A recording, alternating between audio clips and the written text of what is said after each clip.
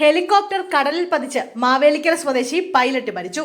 ഗുജറാത്തിലെ പോർബന്തറിൽ രക്ഷാപ്രവർത്തനത്തിലെത്തിയ കോസ്റ്റ് ഗാർഡിന്റെ ഹെലികോപ്റ്റർ അടിയന്തര ലാൻഡിംഗ് നടത്തവേ കടലിൽ പതിച്ച് മലയാളി പൈലറ്റ് മരിച്ചു. കോപ്റ്ററിന്റെ പൈലറ്റും കോസ്റ്റ് ഗാർഡ് സീനിയർ ഡെപ്യൂട്ടി കമാൻഡറുമായ മാവേലിക്കര കണ്ടിയൂർ പറക്കടവ് നന്ദനം വീട്ടിൽ വിപിൻ ബാബുവാണ് മരിച്ചത്. 39 വയസ്സായിരുന്നു.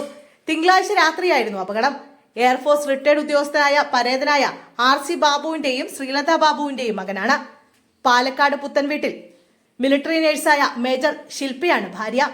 സെനിത്ത് മകനാണ്. കുടുംബസമേതം ഡൽഹിയിലാണ് താമസം. 2 മാസം മുമ്പാണ് അവധിക്ക് നാട്ടിലെത്തി മടങ്ങിയത്. നിഷി ബാബുവാണ് സഹോദരി. 4 പേരാണ് കോപ്റ്ററിൽ ഉണ്ടായിരുന്നത്.